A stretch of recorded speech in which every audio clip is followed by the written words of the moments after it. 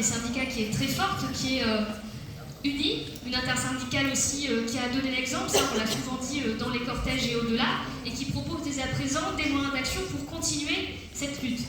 Toi, en tant que député, déjà peut-être nous faire aussi un peu le retour de ce qui s'est passé à l'Assemblée nationale, y compris au sein du groupe socialiste, mais plus largement avec nos partenaires de la NUPES, et comment aujourd'hui on peut continuer cette mobilisation. Quels sont selon toi les éléments et les clés pour ne pas laisser retomber cette mobilisation face à cette réforme injuste qu'on veut toujours continuer à combattre?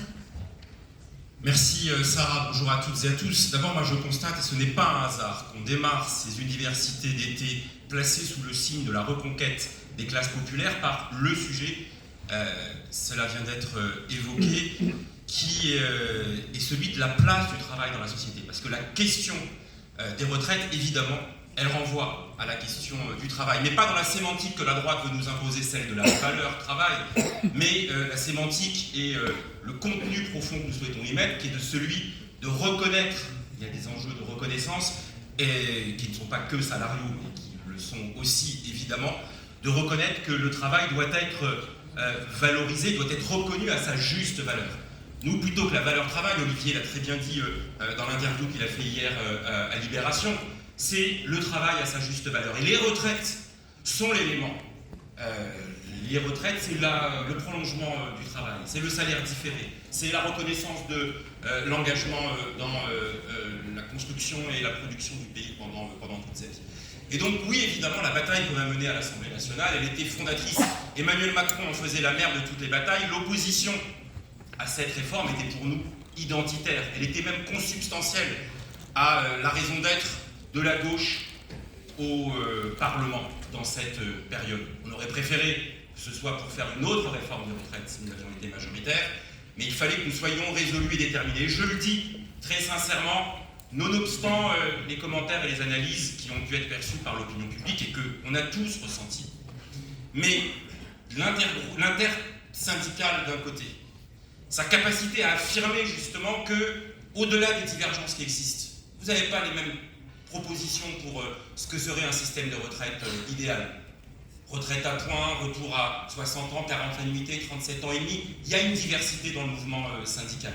Mais vous avez été capable, dans l'adversité, de considérer que ce qui nous rassemblait était plus important que ce qui nous divise et que chacun en tire la leçon parce qu'elle est valable aussi dans le champ politique. Et ce qui nous rassemblait, c'était que nous refusons que la variable d'ajustement, ce soit les travailleurs, à un choix de modèle économique et à un choix de modèle économique néolibéral.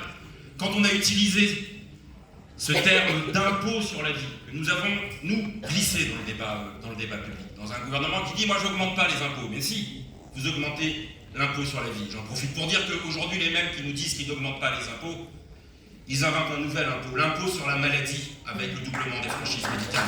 Et ça, il faut qu'on le rappelle. C'est l'impôt sur la vie qui nous impose l'impôt sur la maladie. Voilà les seuls impôts qu'ils décident d'augmenter quand ils préfèrent, en sens inverse, baisser massivement les impôts pour une catégorie, soit les entreprises, soit les ménages les plus aisés. Donc on avait, dans cette bataille-là, l'identité de la gauche qui s'affirmait de manière absolument essentielle. Alors on l'a fait avec beaucoup d'opiniâtreté. Je ne vais pas revenir sur l'ensemble de la bataille. Mais dans les éléments, parce que ça nous projette aussi sur la manière d'incarner l'alternative, il faut de la radicalité et il faut de la solennité. C'est-à-dire que l'opposition qui était la nôtre, elle était radicale. Elle était au diapason du mouvement de l'intersyndical, elle était sur ce mot d'ordre, nous refusons cet impôt sur la vie des 2 années supplémentaires. Mais elle n'était pas incantatoire. Moi, dans les bénéfices que je tire de la cause, outre le fait que nous avons été capables de dire tous ensemble, dans le cadre de la NUPES, que nous opposions à cet allongement et à ces 64 années, nous avons été capables dans le même temps de dire ensemble, voilà les solutions alternatives que nous proposons. À un moment où on n'était pas capable, ça n'avait pas de sens de proposer un contre-projet. Et nous avons eu l'intelligence, à ce moment-là, de ne pas proposer un contre-projet. Parce que sinon, le débat se serait déplacé sur nous. Et c'était donner des arguments à la Macronie et au camp présidentiel en disant mais regardez ces gens-là qui ne sont pas aux responsabilités mais qui nous font la leçon avec la retraite, l'horizon de la retraite à 60 ans qui était celui que nous avions fait figurer dans le programme de la NUPES mais qui n'avait pas lieu d'être proposé parce que c'était notre programme en cas de victoire, ça ne pouvait pas être notre programme ou nos contre-propositions en cas de défaite parce que sinon ça a changé la nature du débat. Mais par contre, dans les propositions alternatives, je pense que le point que nous avons pris sur lequel il faut continuer à avancer parce qu'il surplombe l'ensemble des débats à venir, c'est que nous avons dit cette question des retraites, en fait, elle pose la question centrale dans le débat politique et dans le débat public, qui est celui du partage des richesses. Parce qu'il lève cet impôt sur la vie, parce qu'il refuse d'organiser différemment le partage des richesses. Parce que face au déséquilibre qui existe dans la branche vieillesse, eux, ils préfèrent lever l'impôt sur la vie, et nous avons mis sur la table, et tous ensemble, des séries de propositions de la taxation des super-profits, de revenir sur les exonérations de cotisations sociales, de la taxe sur les super-dividendes, de revenir sur toute une série de niches sociales et fiscales, sur les retraites chapeau ou je ne sais encore.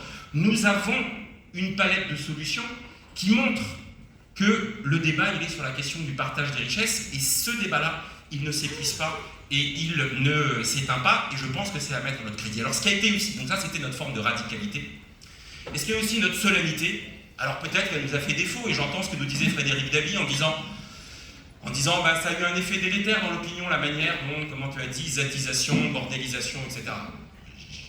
J'ai vécu, et parfois de manière sonore, je suis pas très loin. Mais on a été capable de porter aussi la solennité.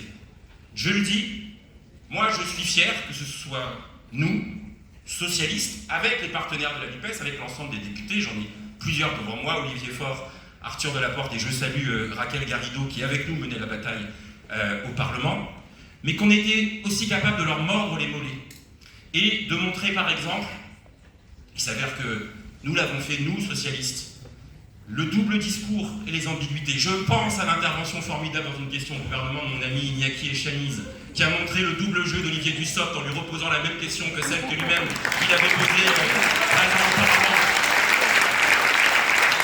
Je pense évidemment au fait que pour décrédibiliser, on a été capable de démonter les mensonges. Eh bien, tout seigneur, tout honneur, oui, je suis fier comme socialiste d'avoir porté le fer sur les mensonges d'Olivier Dussopt quand il disait que la retraite pour 1 200 €, ce serait pour tous, de démontrer que ce gouvernement, il a été menteur quand il mettait en avant le fait que c'était une réforme de justice sociale. Et je suis convaincu que c'est parce qu'on a été capable de mener ce travail sérieux. La gauche sérieuse, c'est celle que j'appelle de mes voeux, et la gauche sérieuse, elle est toujours sérieusement de gauche. C'est parce qu'on était capable de mener le fer sur ces questions-là qu'il n'y a pas eu d'évolution et de décrochage, si j'ose dire, dans l'adhésion à la réforme des retraites. C'est qu'ils avaient des éléments de langage, ils martelaient, ils étaient sur tous les plateaux, et ben on a été capable de montrer qu'il y avait des solutions alternatives et des modalités de partage des richesses qui étaient différentes, de dire que la réforme des retraites, elle était injuste et injustifiée, et qu'en plus, elle n'était pas, comme il le disait, un modèle de justice sociale, parce que le fameux sucré qu'il nous proposait n'était pas de nature à compenser le salé très amer, je ne sais pas si on peut dire les deux ensemble, que constituaient les 2 années supplémentaires. Alors pour répondre à la question, et après le retour rétrospectif, c'est la suite. Notre responsabilité historique est de refuser de tourner la page. Le gouvernement souhaite que la page soit tournée sur la réforme des retraites. Le rôle de la gauche, c'est que ce soit leur sparadrap du capitaine Haddock et qu'ils le prennent jusqu'en 2027. Parce que la rancœur, le degré et le chagrin sont extrêmement puissants. Et que notre rôle est de l'entretenir. Alors chacun doit le faire dans notre rôle. J'entends que les syndicats affichent leur disponibilité en disant, voilà, nous continuons à être opposés à la retraite à 64 ans.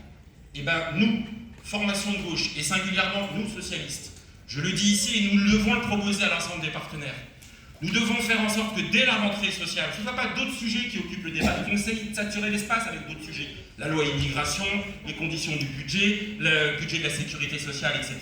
Nous devons, matin, midi et soir, continuer à leur parler de la réforme des retraites. Pourquoi nous devons le faire?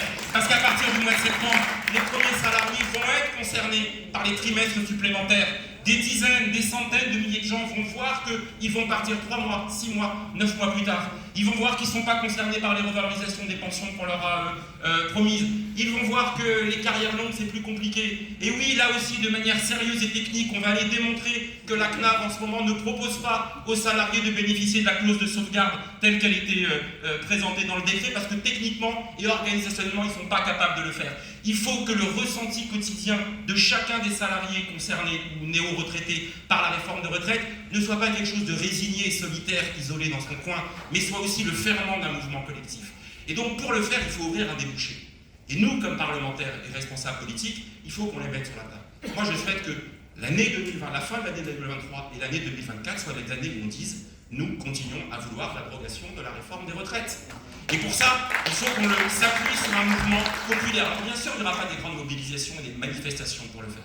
Mais il y a d'autres manières de le faire. On a vu que le Parlement était évidemment au cœur du débat, même s'il a été balayé. Moi, je le dis, je souhaite, et avec Boris Vallaud et l'ensemble des députés socialistes, on est bien placé pour le faire. C'est nous qui les premiers, quelques minutes après l'adoption de la loi, la promulgation de la loi, nous avions déposé la première proposition de loi d'abrogation de la réforme des retraites. Il s'avère que c'est les députés Lyotte, parce que leur niche parlementaire venait derrière, qui ont pu la soumettre à l'examen, reprolongeant de quelques mois l'espoir et l'espérance et donc la mobilisation. Et moi je refuse l'argument qui consiste à dire ne levons pas des espoirs parce que si jamais ils ne sont pas atteints, alors la frustration est trop grande. Maintenant ce serait pire que de ne rien faire et pas se battre et d'accepter une résignation. Et donc moi je souhaite que dans la période, tous les outils soient utilisés. Nous déposerons à nouveau des propositions de loi d'abrogation de la réforme des retraites à chaque fois que nous le pourrons. Nous lancerons une pétition parlementaire pour demander dès à présent que le sujet soit remis à l'ordre du jour. Et le 14 avril 2024, figurez-vous, ce sera 1 an après la promulgation de la loi. Et de la même manière que aussi nous avons pris l'initiative, alors c'était compliqué juridiquement, parce que l'outil du référendum d'initiative partagée n'est pas fait pour qu'il puisse être mis en vigueur rapidement après l'adoption d'une loi. Moi, je souhaite que, dès le 14 avril 2024, nous reproposions un référendum d'initiative partagée pour l'abrogation. Parce que derrière ça, c'est juridiquement plus simple de le déposer 1 an après, et que derrière ça, c'est de nouveau lancer une campagne de mobilisation. Parce que ce coup-ci, je suis certain, les amis, que nous saurons le rédiger juridiquement pour qu'il soit recevable, et que donc derrière, nous pourrons lancer, à partir d'avril 2024, une campagne de recueil de 4 millions de signatures dans le pays pour que le référendum d'initiative partagée soit soumis. Je ne dis pas qu'il aboutira, mais rien que ça, rien que cette mobilisation pour laquelle on aura besoin de vous, les syndicats, des organisations, des associations, des élus locaux, pour dire que le sujet continue, alors on pourra faire œuvre utile. J'ajoute un dernier mot, parce que je ne voulais pas l'oublier à cet instant, que cette question-là, désormais, en disant qu'on veut revenir à la retraite à 62 ans, que c'est notre priorité, c'est aussi un discours plus global que nous devons porter contre vents et marées, parce que c'est un discours en fait qui est celui de la réduction du temps de travail, qui est celui de la qualité de la vie au travail, et qui est donc celui aussi de ce que j'évoquais tout à l'heure sur la reconnaissance du travail. Et que la gauche, quand elle s'affirme, elle doit offrir des horizons. Le PS, on a souffert souvent d'une labellisation de techno-gestionnaire. Les fois où nous n'étions pas, c'est quand nous avions une vision politique. Celle de 81, avec la réduction du temps de travail sur toute la vie, avec la retraite à 60 ans. Celle de 97, avec les 35 heures et la réduction du temps de travail sur la semaine. Rouvrons ce chantier de la réduction du temps de travail sur la vie, sur la semaine, de manière négociée et organisée, mais dans cette perspective du partage, de parler de partage des richesses, il y a un enjeu de partage. Nous le ferons avec l'ensemble des organisations. Il faut être solidaires les uns des autres, et je profite de ce moment-là pour dire que, comme beaucoup, la tentative de criminalisation, de stigmatisation de ceux qui s'opposent dans le pays sont inacceptables, et je veux apporter ici notre soutien à Sébastien Ménéplier, le secrétaire général de la CGT Énergie, convoqué par la justice parce qu'il a organisé un mouvement classique